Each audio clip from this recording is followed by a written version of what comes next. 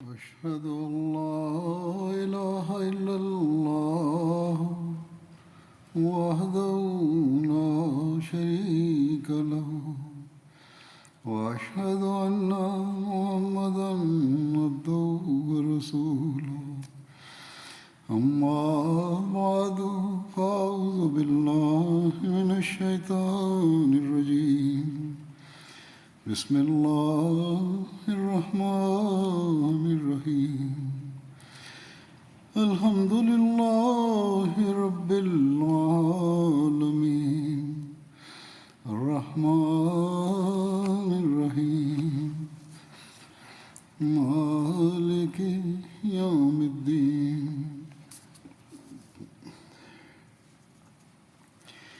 إياك نعبد وإياك نستعين اهدنا الصراط المستقيم صراط الذين أنعمت عليهم غير المغضوب عليهم ولا الضالين.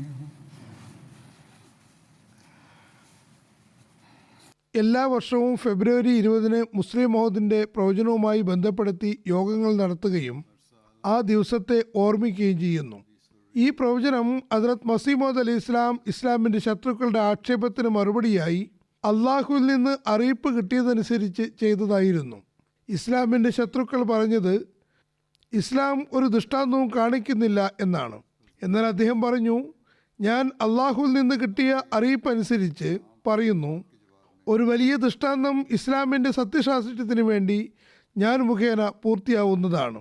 അത് എൻ്റെ ഒരു മകൻ്റെ ജനനമാകുന്നു. അവൻ ദീർഘായുസ്സ് പ്രാപിക്കുകയും ഇസ്ലാമിൻ്റെ സേവനങ്ങൾ ചെയ്യുന്നതുമാണ്. ഇന്ന പ്രത്യേകതകൾ അവനുണ്ടായിരിക്കും. ഏകദേശം 52-53 സവിശേഷതകളും വിവരിച്ചിട്ടുണ്ടായിരുന്നു. ഇതൊരു സാധാരണ പ്രവചനമല്ല. ഏതായിരുന്നാലും നിശ്ചിത സമയത്തിനുള്ളിൽ, അതായത് ഒരു നിർണിത സമയം പറഞ്ഞിട്ടുണ്ടായിരുന്നു, ആ കാലഘട്ടത്തിനുള്ളിൽ ആ മകൻ ജനിച്ചു.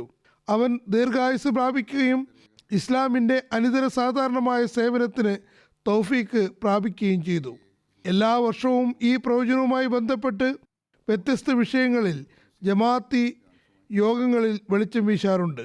ഈ വർഷവും ഇൻഷാ അല്ലാഹ് വിവിധ ജമാഅത്തുകളുടെ യോഗങ്ങളും മറ്റും ഉണ്ടാകും. കൂടാതെ MTA-യിലും പ്രോഗ്രാം ഉണ്ടാകുന്നതാണ്. വിശദീകരണങ്ങൾ അവിടെ നിന്നും കേൾക്കാവുന്നതുമാണ്. ഈ സമയത്ത് ഞാൻ ഹദ്റത്ത് മുസ്ലിം മൗഊദിൻ്റെ വാക്കുകളിൽ അദ്ദേഹത്തിൻ്റെ പ്രാരംഭ ജീവിതം എങ്ങനെയായിരുന്നു എന്നും അദ്ദേഹത്തിൻ്റെ ആരോഗ്യാവസ്ഥ എന്തായിരുന്നു എന്നും അദ്ദേഹത്തോട് അള്ളാഹു എങ്ങനെയാണ് വർത്തിച്ചത് എന്നും സംബന്ധിച്ച ചില ഉദ്ധരണികൾ കേൾപ്പിക്കാം. പ്രവചനം ദീർഘായുസ്സ് പ്രാപിക്കുന്ന ഒരു കുട്ടിയെ സംബന്ധിച്ചായിരുന്നു.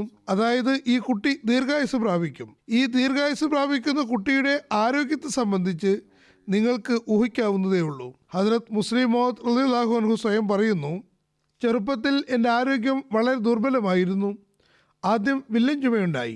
പിന്നീട് എൻ്റെ ആരോഗ്യം എത്രത്തോളം ക്ഷയിച്ചു എന്നാൽ 11-12 വയസ്സ് പ്രായമാകുന്നതുവരെയും ഞാൻ മരണത്തിൻ്റെയും ജീവിതത്തിൻ്റെയും ഏറ്റുമുട്ടലിലാണ് കഴിച്ചു കൂട്ടിയത്.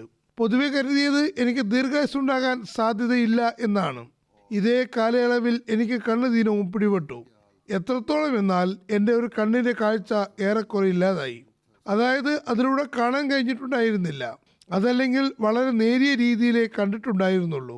ഇപ്പോഴും, അതായത് ഇത് വിവരിക്കുന്ന സമയത്തും പറയുകയാണ്, വളരെ കുറച്ച് മാത്രമേ കാണാൻ കഴിയുന്നുള്ളൂ. പിന്നെ ഞാൻ കുറച്ചുകൂടി വലുതായപ്പോൾ തുടർച്ചയായി 6-7 മാസം വരെ എനിക്ക് പനി വന്നുകൊണ്ടിരുന്നു. എനിക്ക് ക്ഷയരോഗമാണെന്ന് പറയപ്പെട്ടു. അതായത് ഞാൻ TB-യുടെ രോഗിയാണെന്ന് പറഞ്ഞു. അദ്ദേഹം പറയുന്നു, ഞാൻ ഈ കാരണങ്ങൾ കൊണ്ട് കൃത്യമായി പഠിക്കാനും എനിക്ക് കഴിഞ്ഞിട്ടുണ്ടായിരുന്നില്ല. സ്കൂളിൽ പോയിരുന്നില്ല. ലാഹോറിലെ തന്നെ മാസ്റ്റർ ഫക്കീറുള്ള സാഹിബുണ്ട്. ലാഹോറിൽ അദ്ദേഹം മുസ്ലിം മൗഊദ് പ്രഭാഷണം നടത്തുകയായിരുന്നു. മാസ്റ്റർ സാഹിബിന് മുസ്ലിം ടൗണിൽ ബംഗ്ലാവുമുണ്ട്. ഹുസൂർ പറയുന്നു, അദ്ദേഹം ഞങ്ങളുടെ സ്കൂളിൽ ഗണിതമാണ് പഠിപ്പിച്ചിരുന്നത്. അദ്ദേഹം ഒരിക്കൽ എന്നെ സംബന്ധിച്ച് ഹദ്റത്ത് മസീഹ് ഇസ്ലാമിൻ്റെ പക്കൽ പരാതി പറഞ്ഞു. അതായത് ഇയാൾ പഠിക്കാൻ വരുന്നില്ല, അധികവും സ്കൂളിൽ ഉണ്ടാവുകയുമില്ല. ഹദ്റത്ത് മുസ്ലിം മൗഊദ് പറയുന്നു, ഹദ്റത്ത് മസീഹ് മൗഊദ് അലൈഹി ഇസ്ലാം ദേഷ്യപ്പെടുമോ എന്ന് ഞാൻ ഭയപ്പെട്ടു. എന്നാൽ ഹദ്റത്ത് മസീഹ് മൗഊദ് അലൈഹി ഇസ്ലാം പറഞ്ഞു, മാസ്റ്റർ സാഹിബ്, ഇവൻ്റെ ആരോഗ്യം വളരെ ക്ഷയിച്ചാണ് ഇരിക്കുന്നത്. ഇവൻ ഇടയ്ക്കിടയ്ക്ക് മദ്രസയിൽ വരുന്നത് തന്നെ വലിയ കാര്യമാണ്. എന്തെങ്കിലും കാര്യങ്ങൾ അവൻ്റെ ചെവിയിലും എത്തുമല്ലോ. ഒരുപാട് സമ്മർദ്ദം ചെലുത്തേണ്ട. മുസ്ലിം മൗദ് പറയുന്നു, എനിക്ക് മറ്റൊരു കാര്യം കൂടി ഓർമ്മയുണ്ട്. ഹദ്രത്ത് മസീഹ് മൗഊദ് അലൈഹി ഇസ്ലാം ഇങ്ങനെയും പറഞ്ഞു, നമുക്ക് അവരെ കണക്ക് പഠിപ്പിച്ച് എന്ത് ചെയ്യാനാണ്? ഇവനെ കൊണ്ട് പീഡിക നടത്താനാണോ? ഇതായിരുന്നു അദ്ദേഹത്തിൻ്റെ ചെറുപ്പകാലത്തുള്ള ആരോഗ്യസ്ഥിതിയും സ്കൂളിൽ പോകുന്ന അവസ്ഥയും. ആ സമയത്ത് ആർക്കാണ് ദീർഘായുസിനെ സംബന്ധിച്ച് ജാമ്യം നൽകാൻ സാധിക്കുക? ദീർഘായുസ് മാത്രമല്ല, ആത്മീയവും ഭൗതികവുമായ ജ്ഞാനങ്ങൾ നിറയ്ക്കപ്പെടുമെന്നും പ്രവചനമുണ്ടായിരുന്നു. ഇത്തരം അവസ്ഥയിൽ അദ്ദേഹത്തിന് വിജ്ഞാനങ്ങൾ കിട്ടുമെന്ന് ആർക്കാണ് പറയാൻ കഴിയുക? ഏതായിരുന്നാലും അദ്ദേഹം പറയുന്നു, ഹദ്രത്ത് മസീഹ് മൗഊദ് അലൈഹി ഇസ്ലാം ഖുറാനും ഹദീസാൽ പഠിച്ചാൽ തന്നെ ധാരാളമാണ് എന്ന് പറഞ്ഞിരുന്നു. പറയുന്നു, ചുരുക്കത്തിൽ എൻ്റെ ആരോഗ്യം എത്രത്തോളം ദുർബലമായി എന്നാൽ ഭൗതിക വിജ്ഞാനം നേടുന്നത് സംബന്ധിച്ച് അത് തീർച്ചയായും അസാധ്യമായിരുന്നു. എൻ്റെ കാഴ്ചയും കുറവായിരുന്നു. ഞാൻ പ്രൈമറി, മിഡിൽ, എൻട്രൻസ് പരീക്ഷകളിൽ എല്ലാം തോറ്റു. ഒരു പരീക്ഷയിലും ഞാൻ പാസ്സായിട്ടില്ല. എന്നാൽ അള്ളാഹു എന്നെ സംബന്ധിച്ച് ഞാൻ ആത്മീയവും ഭൗതികവുമായ അറിവുകളാൽ നിറയ്ക്കപ്പെടുമെന്ന് പ്രവചനം ചെയ്തിട്ടുണ്ടായിരുന്നു. അങ്ങനെ ഭൗതിക വിജ്ഞാനങ്ങളുടെ ഒരറിവും ഞാൻ പഠിച്ചിട്ടില്ല. അള്ളാഹു എന്നെ തൂലികയിലൂടെ അതിമഹത്തായ വൈജ്ഞാനിക ഗ്രന്ഥങ്ങൾ എഴുതിപ്പിച്ചു. ലോകമത് വായിച്ച് അത്ഭുതപ്പെടുന്നു. ഇതിനേക്കാൾ നന്നായി ഇസ്ലാമിക പ്രശ്നങ്ങൾ സംബന്ധിച്ച് എഴുതാൻ സാധ്യമല്ലെന്ന് അവർ അംഗീകരിക്കുകയും ചെയ്യുന്നു. അദ്ദേഹം പറയുന്നു, തഫ്സീർ കബീർ എന്ന പേരിൽ ഞാൻ വിശുദ്ധ ഖുർആന്റെ തഫ്സീറിൻ്റെ ഒരു ഭാഗം എഴുതി. അത് വായിച്ച ശേഷം വലിയ വലിയ എതിരാളികൾ പോലും ഇതുപോലുള്ളൊരു തഫ്സീറും എഴുതപ്പെട്ടിട്ടില്ല എന്ന് സമ്മതിക്കുന്നു. ഞാൻ ഇടയ്ക്കിടെ ലാഹോറിൽ വരാറുണ്ട്. എത്രമാത്രമെന്നാൽ ഇവിടെയുള്ള ആളുകൾക്ക് എന്നെ അറിയുകയും ചെയ്യാം. എന്നെ കാണാൻ കോളേജുകളിലെ പ്രൊഫസർമാരും വിദ്യാർത്ഥികളും ഡോക്ടർമാരും പ്രസിദ്ധരായ പ്ലീഡർമാരും വക്കീൽമാരും വരാറുണ്ട്. പക്ഷേ ഇന്ന് വരെ ഒരിക്കൽ പോലും ഏതെങ്കിലും വലിയ പണ്ഡിതന് എൻ്റെ മുന്നിൽ ഇസ്ലാമിനെയും ഖുറാനെയും പറ്റി ആക്ഷേപം ഉന്നയിക്കാനും ഞാൻ ഇസ്ലാമിൻ്റെയും ഖുറാൻ്റെയും അധ്യാപനങ്ങളുടെ വെളിച്ചത്തിൽ തന്നെ അയാൾക്ക് വായടപ്പൻ മറുപടി നൽകാതിരിക്കുകയും ചെയ്തിട്ടില്ല. മാത്രമല്ല, തനിക്ക് ഇസ്ലാമിക അധ്യാപനത്തെക്കുറിച്ച് ശരിയായ ആക്ഷേപം ഉന്നയിക്കാൻ കഴിഞ്ഞില്ല എന്ന് അയാൾ അംഗീകരിക്കാതിരിക്കുകയും ചെയ്തിട്ടില്ല. എന്നോടൊപ്പമുള്ള ഈ സംഗതി അള്ളാഹുവിന് ഔദാര്യം മാത്രമായിരുന്നു. അല്ലാത്ത പക്ഷം ഞാൻ ഭൗതികമായ ഒരറിവ് നേടിയിട്ടില്ല. എന്നാൽ അള്ളാഹു തൻ്റെ പക്കൽ നിന്ന് എനിക്ക് അറിവ് നൽകിയെന്നും അവൻ തന്നെ എനിക്ക് എല്ലാത്തരം ആത്മീയവും ഭൗതികവുമായ അറിവുകളിൽ പങ്കു നൽകിയിരിക്കുന്നു എന്നതിലും തർക്കമില്ല. ഇനി അദ്ദേഹം ആത്മീയവും ഭൗതികവുമായ അറിവുകളാൽ നിറയ്ക്കപ്പെടും എന്നതിനെ സംബന്ധിച്ച് അള്ളാഹു എങ്ങനെയാണ് അറിവുകൾ പഠിപ്പിച്ചത് എന്ന് പറയുന്നു. ഞാൻ കുട്ടിയായിരുന്നപ്പോൾ ഒരു സ്വപ്നം കാണുകയുണ്ടായി. ഒരു ബെല്ല് അടിക്കുന്നു. അതിൽ നിന്ന് ടിൻ എന്ന ശബ്ദം വന്നു. അത് പിന്നീട് വലുതായി വലുതായി ചിത്രത്തിൻ്റെ ഫ്രെയിം പോലെയായി. പിന്നെ ഞാൻ കാണുന്നത് ആ ഫ്രെയിമിൽ ഒരു ചിത്രം പ്രത്യക്ഷപ്പെടുന്നതാണ്. അല്പം കഴിഞ്ഞപ്പോൾ ചിത്രം ഇളകാൻ തുടങ്ങി. പിന്നെ പെട്ടെന്ന് തന്നെ അതിൽ നിന്ന് ഒരു രൂപം എൻ്റെ മുന്നിലേക്ക് ചാടി വന്നു. അതെന്നോട് പറഞ്ഞു, ഞാൻ ദൈവത്തിൻ്റെ മാലാഖയാകുന്നു. ഞാൻ നിങ്ങൾക്ക് വിശുദ്ധ ഖുർആൻ തഫ്സീർ പഠിപ്പിക്കാനാണ് വന്നിട്ടുള്ളത്. ഞാൻ പറഞ്ഞു, പഠിപ്പിച്ചോളൂ. അങ്ങനെ അതെനിക്ക് വിശുദ്ധ ഖുർആൻ തഫ്സീർ പഠിപ്പിക്കാൻ തുടങ്ങി. പഠിപ്പിച്ചുകൊണ്ടേയിരുന്നു. എത്രത്തോളം എന്നാൽ ഇയ്യാക നഅ്ബുദു വ ഇയ്യാക നസ്തഈൻ എന്ന ആയത്ത് വരെ പഠിപ്പിച്ചു. എന്നിട്ട് എന്നോട് പറഞ്ഞു, ഇന്ന് വരെ ഉണ്ടായിട്ടുള്ള എല്ലാ വ്യാഖ്യാതാക്കളും എല്ലാവരും ഈ ആയത്ത് വരെ മാത്രമേ തഫ്സീർ എഴുതിയിട്ടുള്ളൂ. എന്നാൽ ഞാൻ നിങ്ങൾക്ക് ഇതിന് ശേഷമുള്ള തഫ്സീറും പഠിപ്പിക്കാം. അങ്ങനെ അത് മുഴുവൻ സൂറ ഫാത്തിഹയുടെയും തഫ്സീർ എനിക്ക് പഠിപ്പിച്ചു തന്നു. ഈ സ്വപ്നത്തിൻ്റെ അർത്ഥം വാസ്തവത്തിൽ വിശുദ്ധ ഖുർആൻ മനസ്സിലാക്കാനുള്ള പ്രാവീണ്യം എനിക്കുള്ളിൽ വെച്ചു തന്നു എന്നാകുന്നു. എനിക്കുള്ളിൽ അതിനുള്ള പ്രാവീണ്യം എത്രത്തോളം ഉണ്ടെന്നാൽ ഞാൻ ചാലഞ്ച് ചെയ്ത് പറയുന്നു, ഏത് സദസ്സിലും ഞാൻ ചാലഞ്ച് ചെയ്യാൻ തയ്യാറുമാണ്. അതായത് സൂറ ഫാത്തിഹ മുഖേന തന്നെ എല്ലാ ഇസ്ലാമിക ജ്ഞാനങ്ങളും എനിക്ക് വിവരിക്കാൻ കഴിയും. അദ്ദേഹം ബഹുസദസ്സിൽ പ്രസംഗിക്കുകയാണ്. ലോകത്തോട് പറഞ്ഞു, ചാലഞ്ച് നൽകുന്നു. എന്നാൽ ആർക്കും തന്നെ അദ്ദേഹത്തെ അതുപോലെ നേരിടുന്നതിന് വരാൻ കഴിഞ്ഞില്ല. വീണ്ടും പറയുന്നു, ഞാൻ കുട്ടിയായിരുന്നപ്പോൾ, അതായത് സ്കൂളിൽ പഠിച്ചുകൊണ്ടിരുന്നപ്പോൾ ഞങ്ങളുടെ സ്കൂളിൻ്റെ ടീം അമൃത്സറിലെ ഖാൽസ കോളേജ് ടീമുമായി കളിക്കാൻ പോയി. മത്സരം നടന്നു. ഞങ്ങളുടെ ടീം വിജയിച്ചു. മുസ്ലിങ്ങൾ നമ്മുടെ ജമാഅത്തുമായി എതിർപ്പുണ്ടായിരുന്നിട്ട് പോലും ഒരു തരത്തിൽ ഇത് മുഖേന മുസ്ലിങ്ങൾക്ക് അഭിമാനമാണ് ഉണ്ടായത്. അതുകൊണ്ട് അമൃത്സറിലെ ഒരു നേതാവ് ഞങ്ങളെ ചായക്ക് ക്ഷണിച്ചു. ഞങ്ങൾ അവിടെ എത്തിയപ്പോൾ എന്നെ പ്രസംഗിക്കുന്നതിന് വേണ്ടി നിർത്തുകയുണ്ടായി. ഞാൻ ഈ പ്രസംഗത്തിന് വേണ്ടി തയ്യാറെടുപ്പൊന്നും ചെയ്തിട്ടുണ്ടായിരുന്നില്ല. എന്നോട് എഴുന്നേറ്റ് നിൽക്കാൻ പറഞ്ഞപ്പോൾ മലക്ക് തഫ്സീർ പഠിപ്പിച്ച സ്വപ്നം എനിക്ക് ഓർമ്മ വന്നു. അപ്പോൾ ഞാൻ അതോടൊപ്പം അല്ലാഹുവിനോട് ദുആ ചെയ്തു, അള്ളാഹുവേ, നിന്റെ മലക്ക് എനിക്ക് സൂറ ഫാത്തിഹയുടെ തഫ്സീർ പഠിപ്പിച്ചു തന്നിരിക്കുന്നു. ഈ സ്വപ്നം നിന്റെ ഭാഗത്ത് നിന്നാണോ അതല്ല എൻ്റെ മനസ്സ് വഞ്ചിതമായതാണോ എന്ന് ഞാൻ പരീക്ഷിച്ചറിയാൻ ആഗ്രഹിക്കുന്നു. ഈ സ്വപ്നം നിന്നിൽ നിന്നുള്ളതാണെങ്കിൽ എനിക്ക് സൂറ ഫാത്തിഹയിലെ ഇതിനു മുമ്പ് ലോകത്തൊരു മുഫസ്സിറും വിവരിക്കാത്ത ഒരു വിഷയം പറഞ്ഞു തന്നാലും. അങ്ങനെ ഈ ദുആ കഴിഞ്ഞ ഉടനെ അള്ളാഹു എൻ്റെ മനസ്സിൽ ഒരു പോയിന്റ് ഇട്ട് തന്നു. ഞാൻ പറഞ്ഞു, നോക്കുക, വിശുദ്ധ ഖുർആനിൽ അള്ളാഹു ഗൈറുൽ മഗ്ദൂബി അലൈഹിം വലദ്ദാലീൻ എന്ന് പഠിപ്പിച്ചിട്ടുണ്ട്. മുസ്ലിങ്ങളെ, നിങ്ങൾ 5 നേര നമസ്കാരങ്ങളിലും നമസ്കാരത്തിൻ്റെ എല്ലാ റക്കാത്തിലും കോപിക്കപ്പെട്ടവരും വഴിപഴിച്ചവരും ആകാതിരിക്കാൻ ദുആ ചെയ്യേണ്ടതാണ്. മഗ്ലൂബി എന്നതിൻ്റെ അർത്ഥം നബി സല്ലല്ലാഹു അലൈഹി വസല്ലം ഹദീസുകൾ വിവരിച്ചിട്ടുണ്ട്. നബി സല്ലല്ലാഹു അലൈഹി വസല്ലം പറയുന്നു, മഗ്ലൂബ് എന്നതിനർത്ഥം യഹൂദിയെന്നും ലാലീൻ എന്നതിനർത്ഥം നസ്രാക്കൾ എന്നുമാണ്. ചുരുക്കത്തിൽ ഗൈറുൽ മഗ്ലൂബ് എന്നതിൻ്റെ വീക്ഷ നാഥ ഞങ്ങളെ യഹൂദികളാക്കരുത് എന്നാകുന്നു. വലദ്ദാലീൻ എന്നുകൊണ്ട് ഉദ്ദേശിക്കുന്നത് ഞങ്ങൾ നസാറാക്കൾ ആകരുത് എന്നുമാണ്. ഇതിൻ്റെ വിശദീകരണം മറ്റൊരു കാര്യത്തിൽ വ്യക്തമാകുന്നു. അതായത് നബി സല്ലല്ലാഹു അലൈഹി വസല്ലം പറഞ്ഞു, ഈ ഉമ്മത്തിൽ ഒരു മസീഹ് വരുന്നതാണ്. അദ്ദേഹത്തെ നിരാകരിക്കുന്നവർ തീർച്ചയായും യഹൂദ സ്വഭാവമുള്ളവരായി മാറും. മാത്രമല്ല നബി സല്ലല്ലാഹു അലൈഹി വസല്ലം ഇത്രയും കൂടി പറഞ്ഞു, ക്രിസ്തീയതയുടെ ഫിത്ന ഒരു കാലഘട്ടത്തിൽ പ്രത്യേകമായും വർദ്ധിക്കുന്നതാണ്. ജനങ്ങൾ ഭക്ഷണത്തിനും ജോലിക്കും സമൂഹത്തിൽ ആദരവ് ലഭിക്കുന്നതിന് വേണ്ടി ക്രിസ്തുമതം അവലംബിക്കുന്നതാണ്. അതല്ലെങ്കിൽ ചതിയിൽപ്പെട്ട് തങ്ങളുടെ മതത്തിൻ്റെ അധ്യാപനങ്ങളെക്കുറിച്ച് മനസ്സിലാക്കാതെ ക്രിസ്തുമതം സ്വീകരിക്കും. എന്നാൽ കൗതുകകരമെന്ന് പറയട്ടെ, മക്കയിൽ സൂറ ഫാത്തിഹ അവതരിച്ചപ്പോൾ ആ സമയത്ത് ക്രിസ്ത്യാനികൾ ഇസ്ലാമിൻ്റെ വലിയ ശത്രുക്കളല്ലായിരുന്നു. യഹൂദികളും ഇസ്ലാമിൻ്റെ ശക്തരായ ശത്രുക്കളായിരുന്നില്ല. ആ സമയത്ത് ഏറ്റവും അധികം എതിർപ്പ് മക്കയിലെ വിഗ്രഹാരാധകരിൽ നിന്നാണ് ഉണ്ടായത്. പക്ഷേ നാഥ, ഞങ്ങൾ വിഗ്രഹാരാധകർ ആക്കരുത് എന്നല്ല ദുആ പഠിപ്പിച്ചത്, മറിച്ച് ഇങ്ങനെ ദുആ പഠിപ്പിച്ചു, നാഥ ഞങ്ങൾ യഹൂദികളും നസാറാക്കളും ആകരുതേ. ഈ ദുആ മുഖേന അള്ളാഹു നൽകുന്ന പ്രവചനം എന്തെന്നാൽ മക്കയിലെ വിഗ്രഹാരാധകർ എന്നേക്കുമായി നാമാവശേഷമാകുന്നതാണ്. അവരുടെ പേരും ചൂരും ബാക്കിയാവുന്നതല്ല. അതുകൊണ്ട് അവരെ സംബന്ധിച്ച് മുസ്ലിങ്ങൾക്ക് ദുആ പഠിപ്പിക്കേണ്ട കാര്യമില്ലായിരുന്നു. എന്നാൽ യഹൂദിയത്തും ക്രിസ്തീയതയും ബാക്കിയാകുന്നതാണ്. അതുകൊണ്ട് അവരുടെ ഫിത്രകളിൽ നിന്ന് രക്ഷപ്പെടാൻ എപ്പോഴും പ്രാർത്ഥിച്ചു കൊണ്ടിരിക്കേണ്ടത് അനിവാര്യമാകുന്നു. എൻ്റെ പ്രസംഗം കഴിഞ്ഞപ്പോൾ വലിയ വലിയ നേതാക്കന്മാർ എന്നെ കാണുകയും താങ്കൾ വിശുദ്ധ ഖുർആൻ നല്ലപോലെ പഠിച്ചിട്ടുണ്ടെന്നും ഞങ്ങളുടെ ജീവിതത്തിൽ ആദ്യമായാണ് ഈ കാര്യം കേൾക്കുന്നതെന്നും എന്നോട് പറയുകയും ചെയ്തു. കാര്യമെന്തെന്നാൽ എല്ലാ തഫ്സീറുകളും എടുത്തു നോക്കുക, ഒരു മുഫസ്സിറും ഇന്നുവരെയും ഈ ഒരു കാര്യം പറഞ്ഞിട്ടില്ല.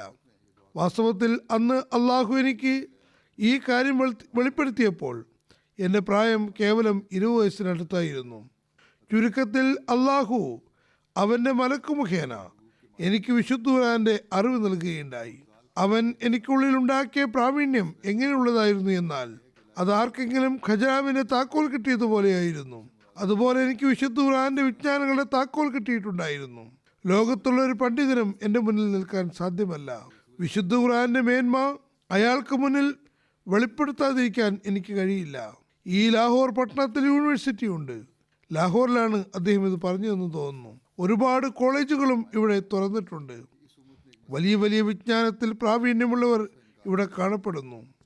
ഞാൻ അവരോട് എല്ലാവരോടും പറയുന്നു, ലോകത്തിലെ ഏത് പണ്ഡിതനാണെങ്കിലും എൻ്റെ മുന്നിൽ വന്നാൽ, ലോകത്തിലെ ഏത് പ്രൊഫസർ എൻ്റെ മുന്നിൽ വന്നാലും, ലോകത്തിലെ ഏത് ശാസ്ത്രജ്ഞൻ എൻ്റെ മുന്നിൽ വന്നാലും അയാൾ വിശുദ്ധ ഖുർആനിന്മേൽ അക്രമം നടത്തി നോക്കട്ടെ, ഞാൻ അയാൾക്ക് അയാളുടെ ആക്ഷേപത്തിന് തക്കതായ മറുപടി നൽകിയെന്ന് ലോകം അംഗീകരിക്കുന്ന രീതിയിലുള്ള മറുപടി എനിക്ക് നൽകാൻ കഴിയുന്നതാണ്.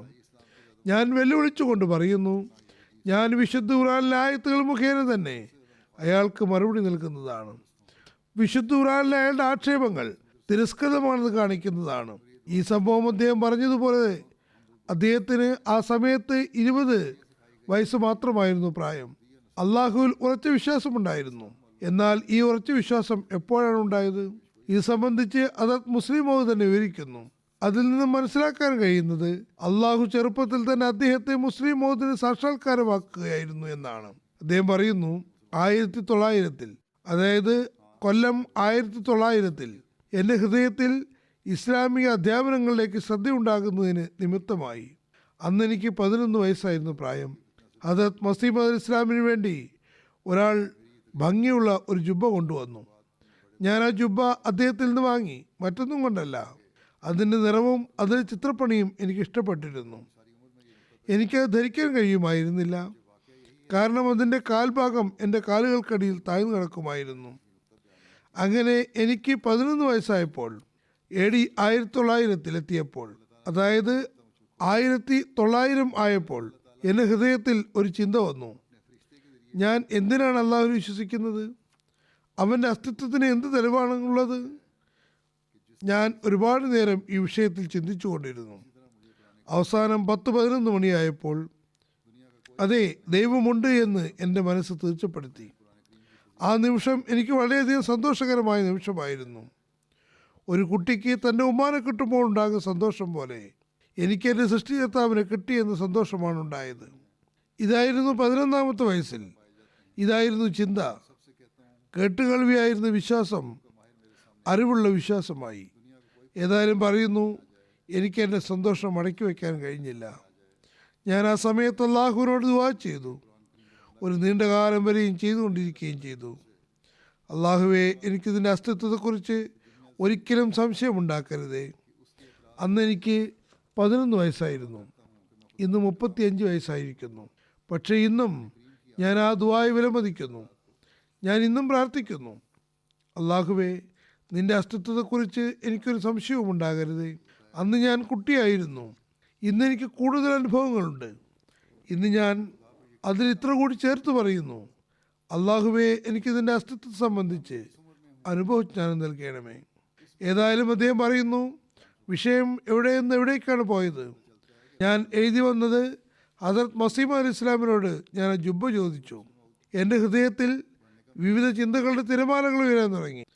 അതാണ് ഞാൻ മുകളിൽ പരാമർശിച്ചത്. ഒരു ദിവസം ദുഹാ സമയത്ത് അല്ലെങ്കിൽ ഇഷ്റാഖിൻ്റെ സമയത്ത് ഞാൻ ഒതു ചെയ്തു. ആ ജുബ്ബ അത് ഭംഗിയുള്ള കാരണം കൊണ്ടല്ല, ഹദരത്ത് മസീഹ് അലൈഹി ഇസ്ലാമിൻ്റെതും അനുഗ്രഹീതവുമായതുകൊണ്ടും ധരിക്കുകയുണ്ടായി. ഒരു ദൈവനിയോഗത്തിൻ്റെ പരിശുദ്ധിയെ സംബന്ധിച്ച് എൻ്റെ മനസ്സിലുണ്ടായ ആദ്യത്തെ വികാരമായിരുന്നു അത്. ആ സമയത്ത് ഞാൻ വാതിലടിച്ച് നല്ലപോലെ കരഞ്ഞ് ദുആ ചെയ്ത് നഫൽ നമസ്കരിച്ചു. 11 വയസ്സിൽ എങ്ങനെയാണ് അള്ളാഹുവിനെ തിരിച്ചറിയാൻ കഴിഞ്ഞത് എന്ന് അദ്ദേഹം മറ്റു സ്ഥലത്ത് വിശദീകരിച്ചിട്ടുണ്ട്. പറയുന്നു, എനിക്ക് 11 വയസ്സുള്ളപ്പോൾ അള്ളാഹു എനിക്ക് എൻ്റെ ആദർശത്തെ വിശ്വാസത്തിലേക്ക് മാറ്റാനുള്ള തൗഫീക്ക് നൽകുകയുണ്ടായി. മഗ്‌രിബ് കഴിഞ്ഞ സമയമായിരുന്നു. ഞാൻ എൻ്റെ വീടിന് മുന്നിൽ നിൽക്കുകയാണ്. പെട്ടെന്ന് എൻ്റെ മനസ്സിലൊരു ചിന്ത ഉദിച്ചു.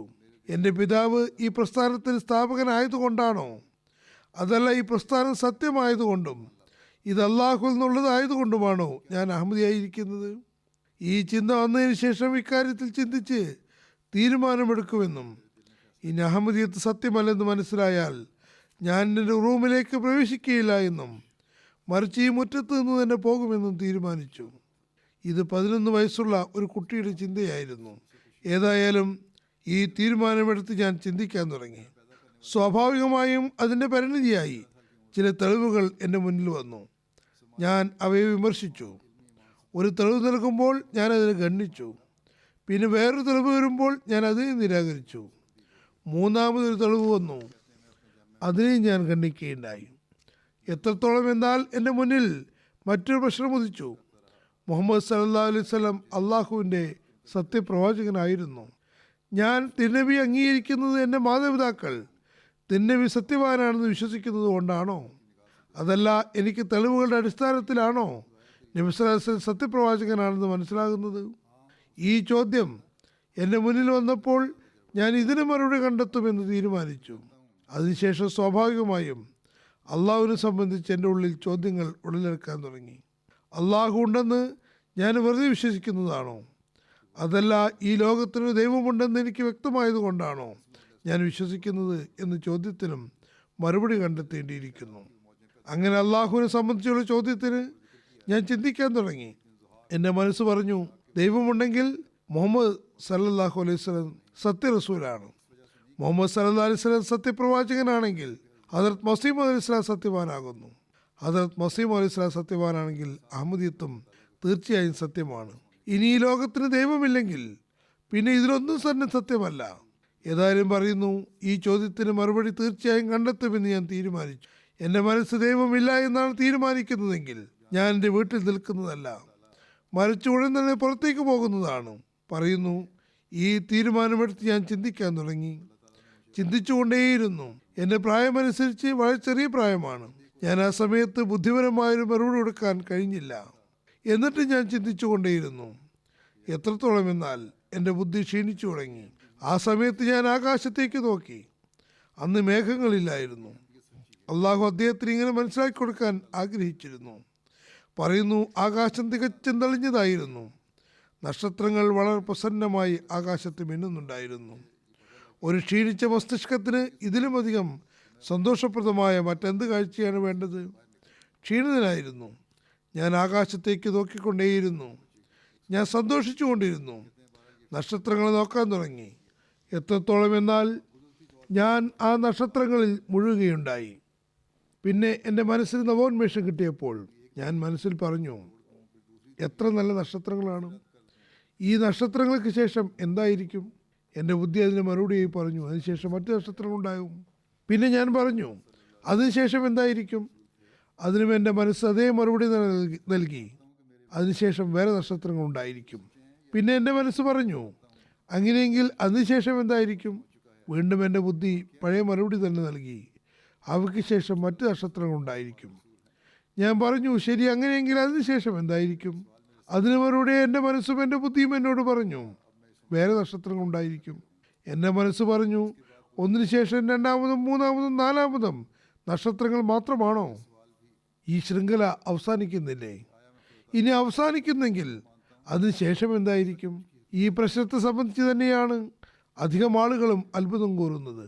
അവർ പറയുന്നു, ഞങ്ങൾ പറയുന്നത് ദൈവം അനന്തനാണെന്നാണ്. എന്നാൽ അതിൻ്റെ അർത്ഥം നമ്മൾ പറയുന്നു ദൈവം ശാശ്വതമാണെന്ന്. എന്താണ് അതിൻ്റെ അർത്ഥം? അവസാനം എന്തെങ്കിലും ഒരു പരിധി ഉണ്ടായിരിക്കണമല്ലോ. ഈ ചോദ്യമാണ് നക്ഷത്രങ്ങളെ സംബന്ധിച്ച് എൻ്റെ മനസ്സിൽ ഉടലെടുത്തത്. ഞാൻ പറഞ്ഞു, അവസാനം ഇത് എവിടെയെങ്കിലും തീരുന്നുണ്ടോ? ഇനി അത് തീരുന്നുവെങ്കിൽ അതിനുശേഷം എന്തായിരിക്കും? ഇനി തീരുന്നില്ലെങ്കിൽ ഈ ശൃംഖലയ്ക്ക് ഒരു പരിധിയുമില്ലേ? എൻ്റെ ബുദ്ധി ഇവിടം വരെ എത്തിയപ്പോൾ ഞാൻ പറഞ്ഞു, ദൈവാസ്തിത്വത്തെ സംബന്ധിച്ച് പരിമിതമാണോ അപരിമിതമാണോ എന്ന ചോദ്യം തന്നെ തികച്ചും വ്യർത്ഥമാകുന്നു. അള്ളാഹുവിനെ സംബന്ധിച്ചുള്ള ചോദ്യം വിടൂ. എൻ്റെ കൺമുന്നിൽ കാണുന്ന ഈ നക്ഷത്രങ്ങൾ സംബന്ധിച്ച് എന്താണ് പറയാനുള്ളത്? ഇതിന് നാം പരിമിതമാണെന്ന് പറയുകയാണെങ്കിൽ പരിമിതം എന്നതിന് ശേഷം മറ്റൊരു വസ്തുവാണ് ആരംഭിക്കേണ്ടത്. ഇവിടെ പ്രശ്നം എന്തെന്നാൽ ഇത് പരിമിതമാണെങ്കിൽ അതിനുശേഷം എന്തായിരിക്കും? ഇനി അത് പരിമിതമാണെങ്കിൽ അതിനുശേഷം എന്തായിരിക്കും? ഇനി അത് അപരിമിതമാണെങ്കിൽ നക്ഷത്രങ്ങൾ പരിമിതമെന്ന് അംഗീകരിക്കുന്ന മനുഷ്യന് എന്തുകൊണ്ട് അള്ളാഹു അപരിമിതനാണ്? ഇതിന് നാം പരിമിതമാണെന്ന് പറയുകയാണെങ്കിൽ പരിമിതം എന്ന് പറയുന്നതിന് ശേഷം മറ്റൊരു വസ്തുവാണ് ആരംഭിക്കേണ്ടത്. ഇവിടെ പ്രശ്നം എന്തെന്നാൽ ഇത് പരിമിതമാണെങ്കിൽ അതിനുശേഷം എന്തായിരിക്കും? ഇനി അത് അപരിമിതമാണെങ്കിൽ അതിനുശേഷം എന്തായിരിക്കും? ഇനി അത് അപരിമിതമാണെങ്കിൽ നക്ഷത്രങ്ങൾ അപരിമിതമെന്ന് അംഗീകരിക്കുന്ന മനുഷ്യന് എന്തുകൊണ്ട് അള്ളാഹു അപരിമിതനാണെന്ന് അംഗീകരിക്കാൻ കഴിയുന്നില്ല? അപ്പോൾ എൻ്റെ മനസ്സ് പറഞ്ഞു, അതേ, തീർച്ചയായും ദൈവമുണ്ട്. കാരണം അവൻ പ്രപഞ്ച നിയമത്തിൽ തന്നെ തൻ്റെ അസ്തിത്വത്തെക്കുറിച്ച് ഉയരാവുന്ന അതേ ആരോപണത്തിനിട നൽകിയിട്ടുണ്ട്. അവൻ പറയുന്നത്, നിങ്ങൾ എന്നെ അഗോചരനാണെന്ന് മനസ്സിലാക്കുകയാണെങ്കിൽ നിങ്ങളുടെ കൺമുന്നിലുള്ള ഈ വസ്തുക്കൾ സംബന്ധിച്ച് നിങ്ങൾക്ക് എന്താണ് പറയാനുള്ളത്? നിങ്ങൾക്ക് എന്നെ പറ്റിയുള്ള അതേ ആരോപണങ്ങൾ തന്നെയാണ് ഈ വസ്തുക്കളിലും പതിക്കുന്നത്. അതിന് നിങ്ങൾക്ക് ഒരു മറുപടിയുമില്ല. നിങ്ങൾ അള്ളാഹുവിനെ സംബന്ധിച്ച് ഒരു തത്വദീക്ഷയും കൂടാതെ പറയുന്നു അവൻ അനന്തനാണെന്ന കാര്യം ഞങ്ങൾക്ക് മനസ്സിലാകുന്നില്ല എന്ന്.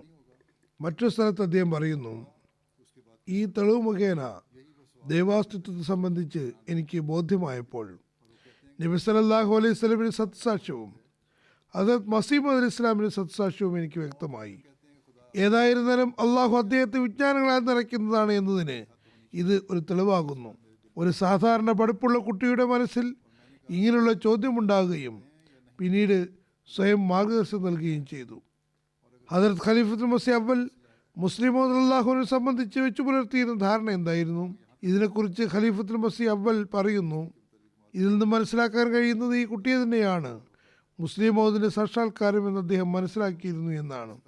ഹദ്രത്ത് മുസ്ലിം മൗദ് ഒന്ന് രണ്ട് സംഭവങ്ങൾ പരാമർശിച്ചിട്ടുണ്ട്. പറയുന്നു, നീണ്ടകാലമായി ഞാൻ ആദ്യം ഏതാനും സുഹൃത്തുക്കളുമായി ചേർന്ന് തഷീദുൽ അസ്ഹാൻ എന്ന മാസിക ആരംഭിച്ചിട്ടുണ്ടായിരുന്നു.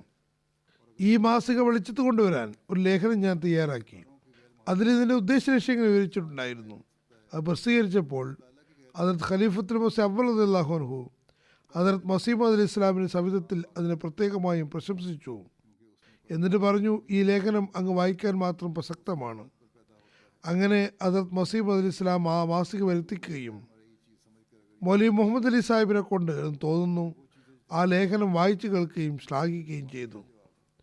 പിന്നെ ഞാൻ ഹദരത്ത് ഖലീഫത്തുൽ മസീഹ് അവ്വൽ റളിയല്ലാഹു അൻഹുവിനെ കാണുകയുണ്ടായി. ആദ്യം ഹദരത്ത് മസീഹ് ഇസ്ലാമിൻ്റെ സവിധത്തിൽ പ്രശംസിച്ചായിരുന്നു. എന്നാൽ പിന്നീട് വ്യക്തിപരമായും എന്നോട് പറഞ്ഞു, മോനെ, നിൻ്റെ ആ ലേഖനം വളരെ നന്നായിട്ടുണ്ട്. പക്ഷേ എൻ്റെ മനസ്സിന് സംതൃപ്തി കിട്ടിയിരുന്നില്ല. പറയുന്നു, ഞങ്ങളുടെ നാട്ടിലൊരു ചൊല്ലുണ്ട്, ഒട്ടകം 40-നും കുട്ടി 42-നും. അതായത് ഒട്ടകത്തിൻ്റെ വില കുറവും അതിൻ്റെ കുട്ടിക്ക് 2 രൂപ കൂടുതലും. നീ ഈ ചൊല്ല് സാർത്ഥകമാക്കിയിട്ടില്ല. എനിക്ക് പഞ്ചാബി നല്ലപോലെ അറിയില്ലായിരുന്നു. മുസ്ലിം മൗദ് പറയുന്നു, എനിക്കതിൻ്റെ അർത്ഥം മനസ്സിലായില്ല. അതുകൊണ്ട് എൻ്റെ മുഖത്ത് അത്ഭുതം കണ്ടപ്പോൾ ഹദരത്ത് ഖലീഫത്തുൽ മസീഹ് അവ്വൽ പറഞ്ഞു, ഒരുപക്ഷെ നിനക്കിതിൻ്റെ അർത്ഥം മനസ്സിലായിട്ടില്ല. എന്നിട്ട് പറഞ്ഞു, ഞങ്ങളുടെ നാട്ടിലുള്ളൊരു ശൈലിയാണ്. ഒരാൾ ഒട്ടകത്തെ വിൽക്കുകയായിരുന്നു, അതോടൊപ്പം അതിൻ്റെ കുട്ടിയും ഉണ്ടായിരുന്നു. അതിന് ഞങ്ങളുടെ നാട്ടിൽ ടോഡ എന്നാണ് പറയാറുള്ളത്. അവരൊരാൾ വില ചോദിച്ചു. അപ്പോൾ പറഞ്ഞു, ഒട്ടകത്തിൻ്റെ വില 40 രൂപയാണ്, ടോഡയ്ക്ക് 42. ആഗതം ചോദിച്ചു, ഇതെന്താണ് ഇങ്ങനെ? അപ്പോൾ അയാൾ പറഞ്ഞു, ടോഡ ഒട്ടകവുമാണ് കുട്ടിയുമാണ്. അതുപോലെ നിന്റെ മുന്നിൽ ഹദരത്ത് മസീഹ് മൗഊദ് ഇസ്ലാമിൻ്റെ ബറാഹിൻ അഹമ്മദിയ ഉണ്ടായിരുന്നു. എന്നാൽ ഈ ഗ്രന്ഥം എഴുതുന്ന സമയത്ത് ഹദരത്ത് മസീഹ് മൗഊദ് ഇസ്ലാമിൻ്റെ മുന്നിൽ ഇത്തരത്തിലുള്ള ഒരു ഇസ്ലാമിക രചനയും ഉണ്ടായിരുന്നില്ല. പക്ഷേ നിന്റെ മുന്നിൽ ഇതുണ്ടായിരുന്നു. നീ ഇതിനേക്കാളും വലുതായി എന്തെങ്കിലും കൊണ്ടുവരുമെന്നും അതിൽ നിന്നും പ്രയോജനമെടുക്കുമെന്നും പ്രതീക്ഷിച്ചിട്ടുണ്ടായിരുന്നു. ഹദരത്ത് മുസ്ലിം മൗദ് പറയുന്നു, ദൈവ നിയോഗിതരേക്കാളും വലുതായി മറ്റാര് എന്തറിവ് കൊണ്ടുവരാനാണ്? അതായിരുന്നില്ല പ്രശ്നം. അതിലെ മറിഞ്ഞിരിക്കുന്ന ഖജനാവുകളെ പുറത്തെടുക്കുക എന്നല്ലാതെ എന്തു ചെയ്യാൻ കഴിയും? ഹദരത്ത് ഖലീഫത്തുൽ മസീഹ് അവ്വലിൻ്റെ ഉദ്ദേശം അതായിരുന്നു. എന്നാൽ വരും തലമുറകൾ കഴിഞ്ഞകാല അടിത്തറകളെ കെട്ടിപ്പൊക്കേണ്ടതുണ്ട്. ഖലീഫ അവ്വൽ അദ്ദേഹത്തിൻ്റെ ആരോഗ്യസ്ഥിതിയെക്കുറിച്ചും വിജ്ഞാനത്തെക്കുറിച്ചും അറിവുള്ള ആളായിരുന്നു. എന്നിട്ടും ഇത്രയും വലിയ ചിന്താഗതി അദ്ദേഹത്തെ പറ്റി ഉണ്ടായിരുന്നത് അദ്ദേഹത്തിന് അറിയാമായിരുന്നു ഇവനിൽ അതിനുള്ള കഴിവുണ്ട് എന്ന്. ഈ കുട്ടിക്ക് ഉന്നതമായ ലേഖനങ്ങൾ എഴുതാൻ കഴിയുമെന്നും. ഏതായിരുന്നാലും മുസ്ലിം മൗഊദ് റളിയല്ലാഹു അൻഹു പറയുന്നു, ഈ കാര്യം വരും തലമുറകൾ ഓർത്തു വയ്ക്കുകയാണെങ്കിൽ സ്വയം അനുഗ്രഹങ്ങൾ കരസ്ഥമാകുന്നതോടൊപ്പം സമൂഹത്തിന് അനുഗ്രഹത്തിന് കാരണമായി തീരുന്നതുമാണ്. എന്നാൽ പൂർവികരെക്കാളും മുന്നേറാനുള്ള പരിശ്രമം നല്ല കാര്യങ്ങളിലാണ് വേണ്ടത്. അല്ലാതെ കള്ളൻ്റെ മകൻ വലിയ കള്ളനായി തീരാനല്ല പരിശ്രമിക്കേണ്ടത്. മറിച്ച് ഇതുകൊണ്ടുള്ള വിവക്ഷ നമസ്കാരക്കാരനായ വ്യക്തിയുടെ മക്കൾ പിതാവിനേക്കാളും നമസ്കാരക്കാരായി തീരാൻ ശ്രമിക്കണമെന്നാണ്. ഹദരത്ത് മുസ്ലിം മൗഊദിൻ്റെ ചെറുപ്പകാലത്തുണ്ടായിരുന്ന ആരോഗ്യസ്ഥിതിയെക്കുറിച്ചുള്ളൊരു സംഭവം നേരത്തെ വിവരിച്ചു കഴിഞ്ഞതാണ്.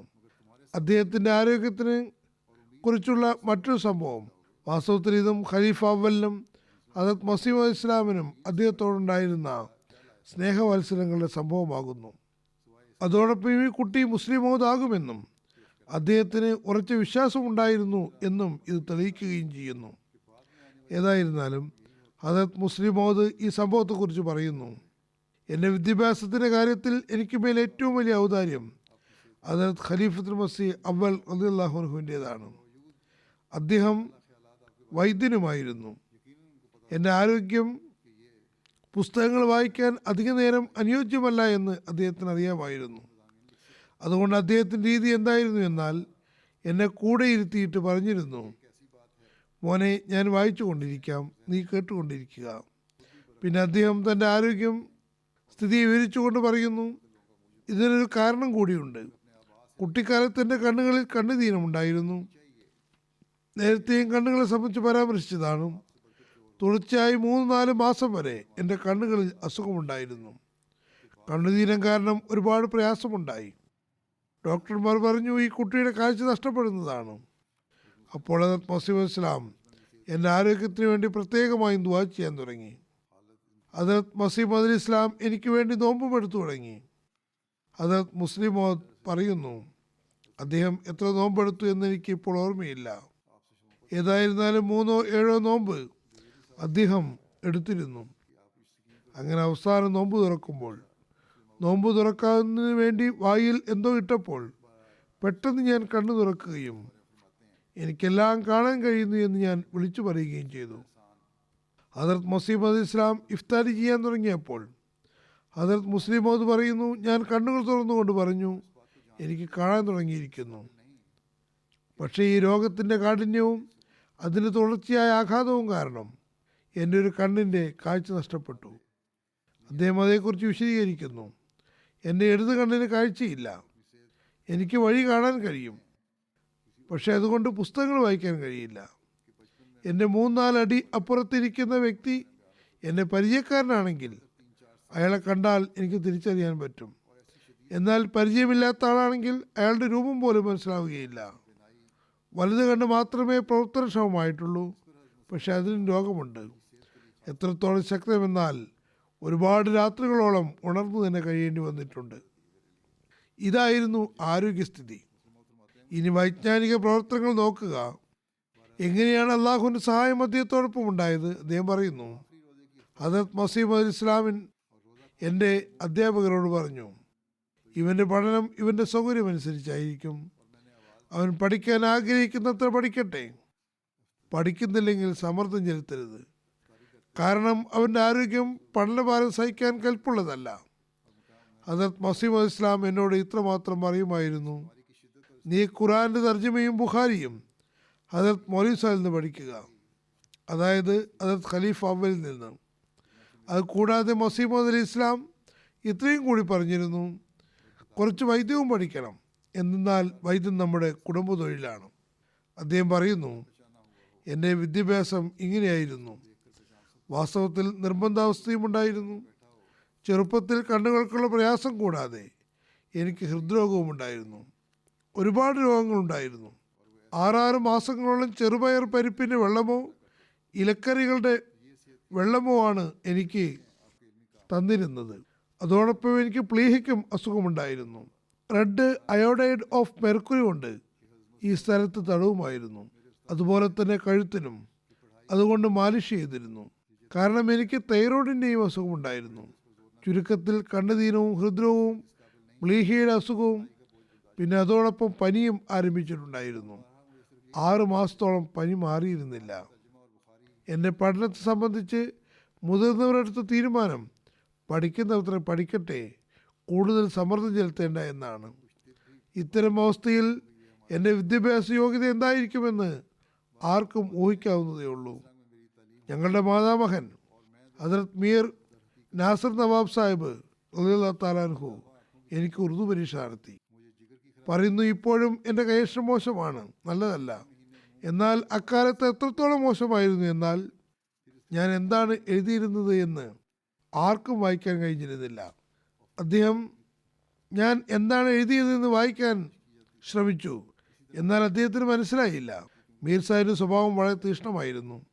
അദ്ദേഹം ദേഷ്യപ്പെട്ട് ഉടൻ തന്നെ ഹദരത്ത് മസീഹ് അലി ഇസ്ലാമിൻ്റെ അടുത്തെത്തി. ആ സമയത്ത് ഞാനും വീട്ടിലുണ്ടായിരുന്നു. ഞങ്ങൾക്ക് നേരത്തെ തന്നെ അദ്ദേഹത്തിൻ്റെ സ്വഭാവത്തെക്കുറിച്ച് പേടിയായിരുന്നു. മുസ്ലിം മൗദ് അള്ളാഹു പറയുന്നു, മാതാമഹനാണ്. ഹദരത്ത് ഇസ്ലാമിൻ്റെ പക്കൽ പരാതിയുമായി പോയിരിക്കുന്നു. ഇനി എന്താകുമെന്ന് കരുതി ഞാൻ കൂടുതൽ ഭയപ്പെട്ടു. ഏതായാലും മീർ സാഹിബ് വന്ന് ഹദരത്ത് മസീഹ് അലി ഇസ്ലാമിനോട് പറഞ്ഞു, മഹ്മൂദിൻ്റെ പഠനത്തെക്കുറിച്ച് താങ്കൾക്ക് അല്പം പോലും ശ്രദ്ധയില്ല. ഞാൻ അവൻ്റെ ഉറുദു പരീക്ഷ നടത്തി. ഈ കടലാസ് താങ്കളും ഒന്ന് നോക്കൂ.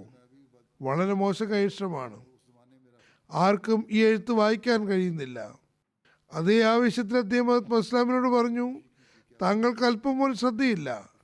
കുട്ടിയുടെ ആയുസ് നഷ്ടപ്പെട്ടുകൊണ്ടിരിക്കുകയാണ്. ഹദരത്ത് മസീഹ് അലി ഇസ്ലാം മീർ സാഹിബിൻ്റെ ഈ ആവേശഭരിതമായ അവസ്ഥ കണ്ടപ്പോൾ മൗലവി സാഹിബ് വിളിക്കൂ എന്ന് പറഞ്ഞു.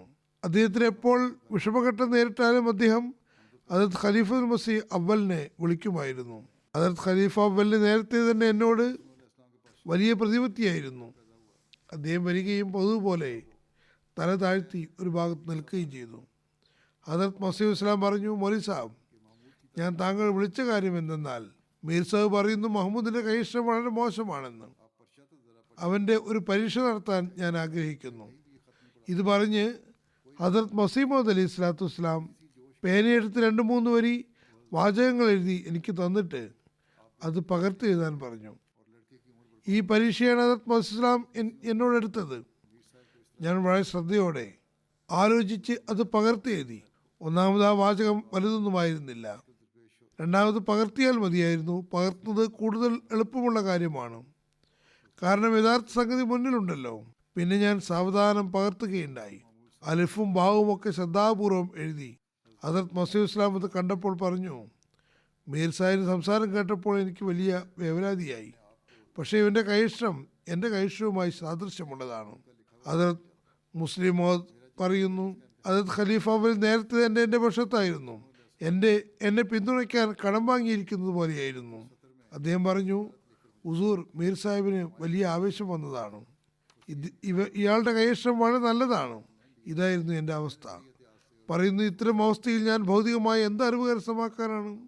ഇനി തൻ്റെ വിദ്യാഭ്യാസ യോഗ്യതയെപ്പറ്റി മറ്റൊരു സന്ദർഭത്തിൽ അദ്ദേഹം പറയുന്നു, ഹദരത്ത് ഖലീഫ അവൽ എന്നോട് പറയുമായിരുന്നു, മോനെ, നിൻ്റെ ആരോഗ്യം സ്വയം പഠിക്കാവുന്ന തരത്തിലുള്ളതല്ല. എൻ്റെ അടുത്ത് വന്നിരിക്കുക, ഞാൻ വായിച്ചു കൊണ്ടിരിക്കും, നീ കേട്ടുകൊണ്ടിരിക്കുക. അങ്ങനെ അദ്ദേഹം നിർബന്ധിച്ച് ആദ്യം ഖുറാനും പിന്നെ ബുഖാരിയും പഠിപ്പിച്ചു. അദ്ദേഹം സാവധാനത്തിൽ എന്നെ ഖുറാൻ പഠിപ്പിച്ചതല്ല, മറിച്ച് അദ്ദേഹത്തിൻ്റെ രീതി വിശുദ്ധ ഖുറാൻ ഓതുകയും അതോടൊപ്പം തന്നെ അതിന് തർജ്ജമയും ചെയ്തുകൊണ്ടിരിക്കുകയുമായിരുന്നു. എന്തെങ്കിലും കാര്യം അനിവാര്യമാണെന്ന് കണ്ടാൽ പറഞ്ഞു തരുമായിരുന്നു, അല്ലെങ്കിൽ വേഗം വേഗം വായിച്ചു പോകുമായിരുന്നു. അദ്ദേഹം 3 മാസം കൊണ്ട് ഖുറാൻ മുഴുവനും എനിക്ക് പഠിപ്പിച്ചു തന്നു. അതിനുശേഷം പിന്നെ കുറച്ച് ഇടവേള വന്നു തുടങ്ങി. ഹദരത്ത് മസീഹ് അലി ഇസ്ലാമിൻ്റെ വഫാത്തിന് ശേഷം അദ്ദേഹം എന്നോട് വീണ്ടും പറഞ്ഞു, മോനെ, എന്നിൽ നിന്ന് ബുഖാരി മുഴുവൻ പഠിക്കൂ. പറയുന്നു, വാസ്തവത്തിൽ ഞാൻ അദ്ദേഹത്തോട്, അതായത് ഖലീഫ അവലിനോട് പറഞ്ഞിരുന്നു. ഹദരത്ത് മസീഹ് അലി ഇസ്ലാം എന്നോട് ഖുറാനും ബുഖാരിയും മൗലവി സാഹിബിൽ നിന്ന് പഠിക്കാനാണ് പറഞ്ഞത്.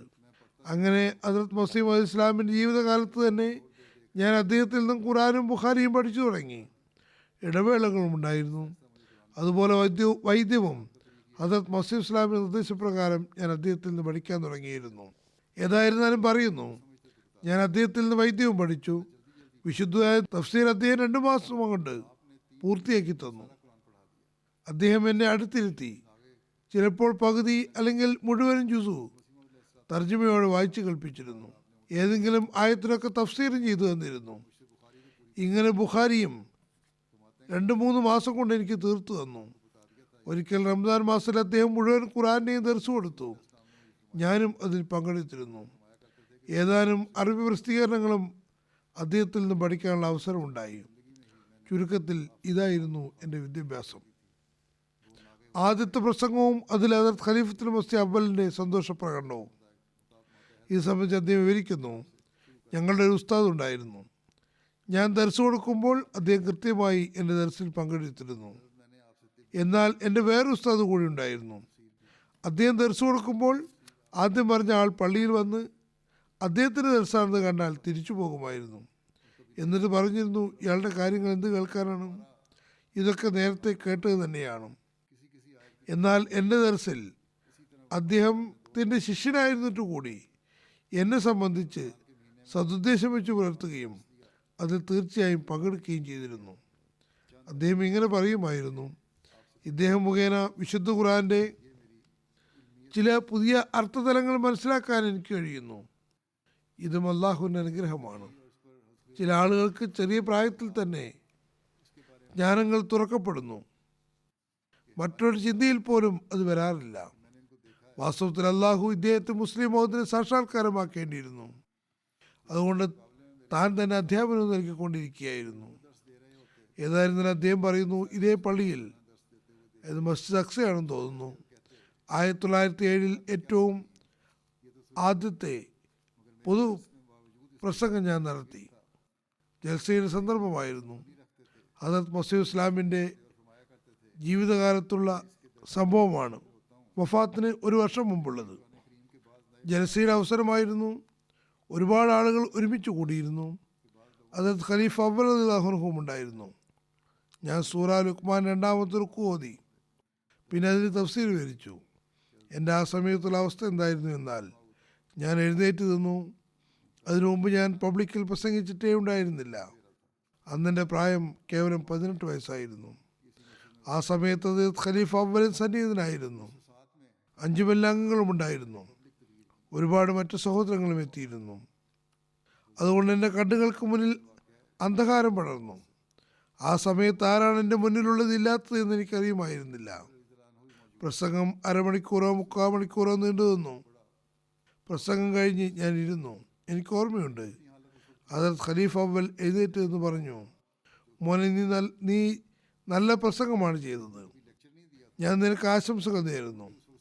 ഞാൻ നിന്നെ സന്തോഷിപ്പിക്കാൻ വേണ്ടി പറയുന്നതല്ല, ഞാൻ നിന്നോട് തറപ്പിച്ചു പറയുന്നു.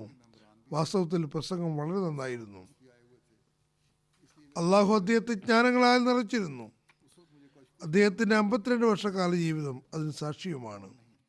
ദീനീ വിഷയങ്ങളാണെങ്കിലും ഭൗതിക വിഷയങ്ങളാണെങ്കിലും അദ്ദേഹത്തോട് ഏത് വിഷയത്തിൽ എഴുതാനോ പറയാനോ പറഞ്ഞാലും അദ്ദേഹം ജ്ഞാനവിജ്ഞാനങ്ങളുടെ ഒരു അരുവി തന്നെ ഒഴുക്കി.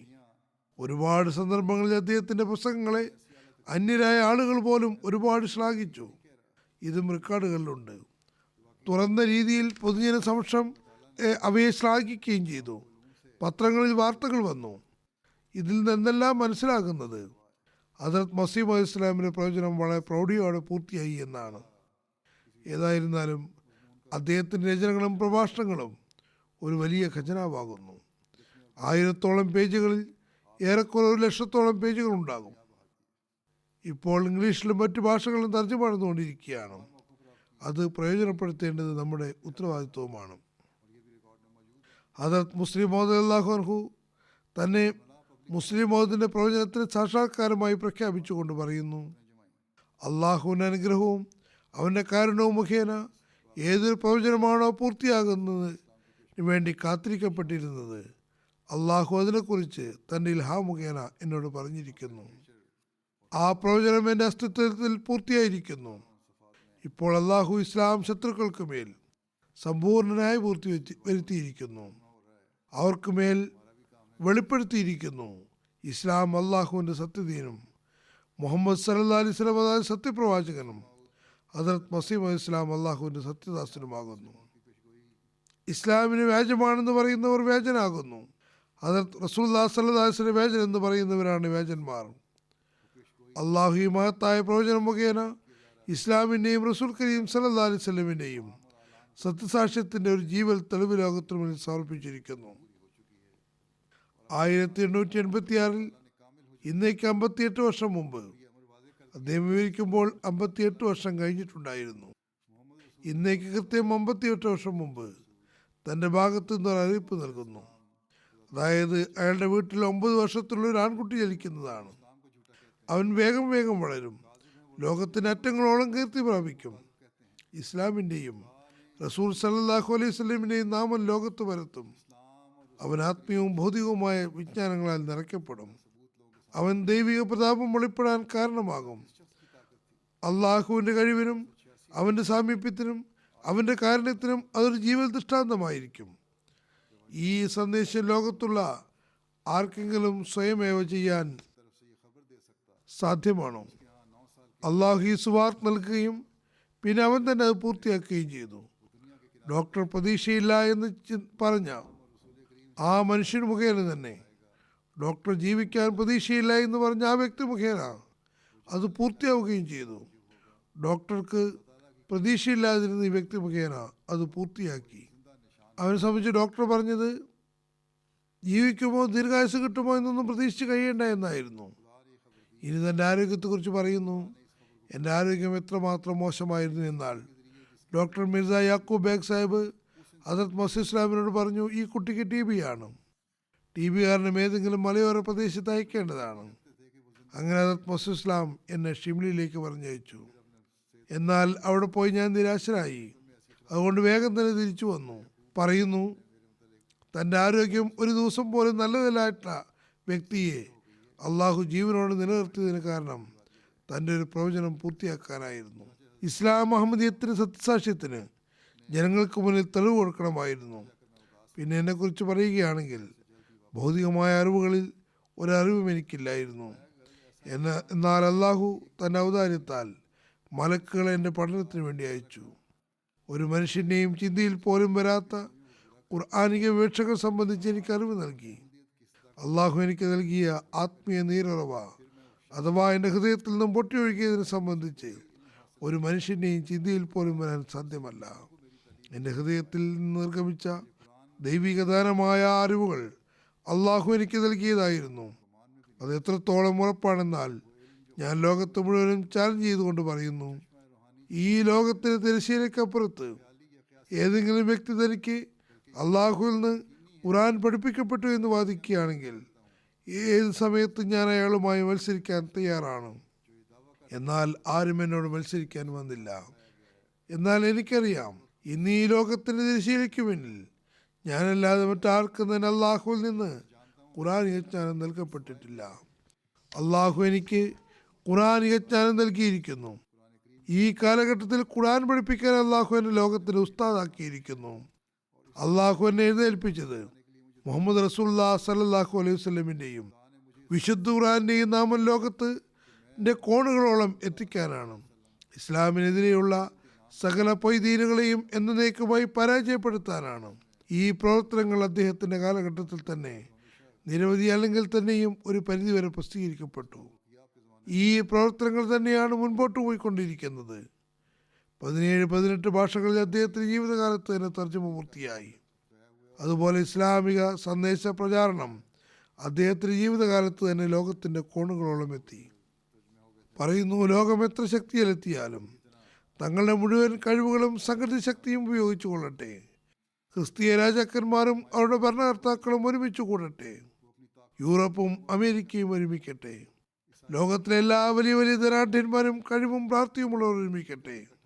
എന്നെ ഈ പ്രവർത്തനത്തിൽ ഒരുമിച്ച് കൂടി എതിർക്കുകയാണെങ്കിലും ഞാൻ അള്ളാഹുവിനെ സത്യം ചെയ്തുകൊണ്ട് പറയുന്നു, അവരെനിക്കെതിൽ പരാജയപ്പെടുന്നതാണ്.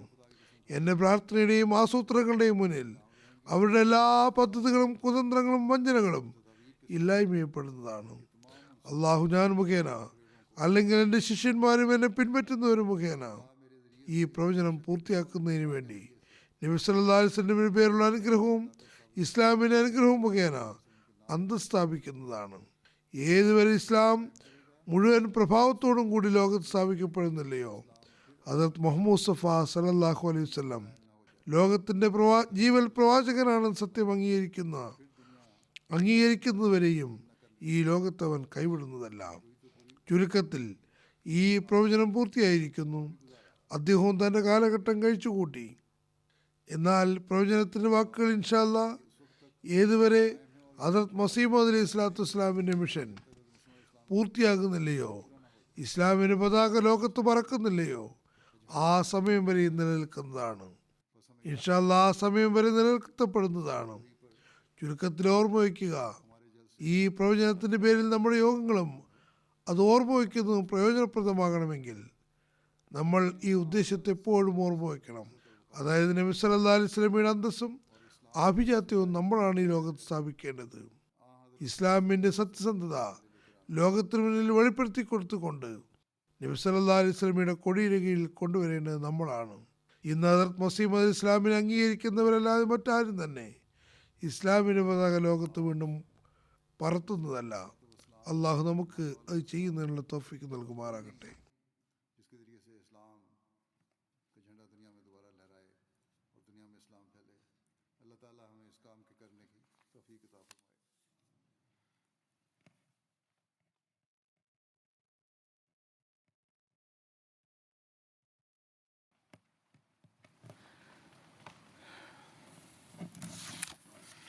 الحمد لله نحمده ونستعينه ونستغفره ونؤمن به ونتوكل عليه ونعوذ بالله من شرور أنفسنا ومن سيئات أعمالنا من يهده الله فلا مضل له ومن يضلل فلا هادي له ونشهد أن لا إله إلا الله ونشهد أن محمدا عبده ورسوله عباد الله رحمكم الله إن الله يأمر بالعدل والإحسان وإيتاء ذي القربى وينهى عن الفحشاء والمنكر والبغي يعظكم لعلكم تذكرون اذكروا الله يذكركم وادعوه يستجب لكم ولذكر الله أكبر